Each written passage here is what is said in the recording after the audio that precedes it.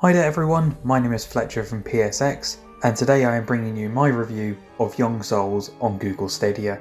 This game is now available on the store for £22.99 as of the 17th of August. This game is currently a timed exclusive to Stadia and will release on all other platforms later this year.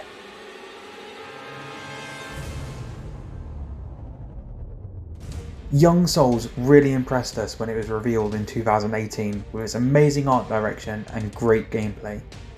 Developed by One Player 2 Player, the beat-em-up RPG dungeon crawler stars two orphans who battle through a world of monsters to rescue their adoptive father.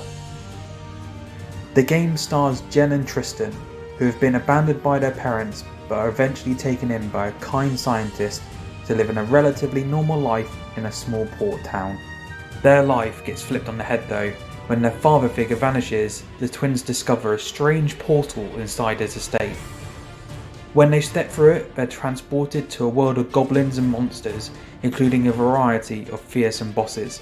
Jen and Tristan are scrappy though, and have no qualms about laying their smackdown on these beasts to find their missing not papa. At night, the siblings battle their way through perilous dungeons, but once the sun rises, they'll spend their day preparing for their next excursion. That means getting a good workout at a local gym and buying trendy clothes because you have to dress for the job you want, not the one you have. Or something like that anyway. There are an absolute massive variety of enemies throughout the game, and I never got bored in any battle. Everything felt polished, and I had extremely fun time combining the swift attacking movement with the twins' quick-witted remarks. One big area that I did adore, and I give credit to the developers for, are the boss battles. These are the most varied and can be the most challenging I've ever faced in any game like this. All are so unique, and you have to not only attack, but strategize as to how you're going to make your next attack.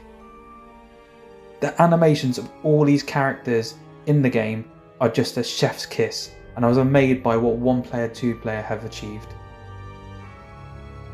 Between quests, you will find yourself running around and interacting with everything in sight. There is so much lore in this title, and hearing the quick remarks from each twin gives you more of a sense of who they are, and as you become more attached to these characters. You will notably early on get your trusty steed, a moped, which can be summoned at any point and you can ride around with ease. What I love about this game is the mix of fantasy elements with real life scenarios. Seeing the twins interact with kids on a school bus to then fighting goblins in the library, it just feels so fresh and invigorating. With my time in this game, the RPG mechanics are fantastic and give you a very deep level of customization. These include armor sets, rarity, weight of items, and much more. You can upgrade up to 3 main attributes throughout the game, which are strength, resistance, and stamina. As previously mentioned though, you can boost these stats at the local gym by completing mini-games based on what you would like. For me, I was enjoying the bench press, which consisted of mashing the A button and keeping it in between the green markers. Definitely is not as easy as it seems. If you're a newcomer to RPGs or beat-em-ups, or if you're a younger child, then you should not fear. The game comes with a multitude of difficulty levels to ensure that you have an enjoyable time throughout. I do appreciate the profanity filter, so if you have younger children or get offended by that sort of language, then the option is there to turn it off. As my playthrough went on and on, there were so little faults I could give with this game overall. I did encounter the odd glitch with the moped, as I did have issues getting on, and sometimes the loading screens were a bit longer than expected, but other than that, the game is just seamless.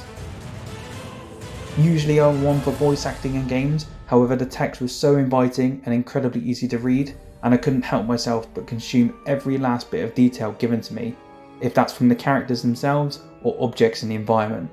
When it was time to call it a day, I found myself glued to the TV. Another hour passed before I even wanted to put the game down and go to bed. In all, I can highly recommend this game to anyone on Google Stadia, especially for the price they ask for it. And for future platforms, whenever it gets released, it is a must buy. It is a must buy on Stadia right now, and I'm sure many players will be absolutely enthralled with their purchase. This has been Fletcher from PSX Reviews, and I'll see you guys in the next video.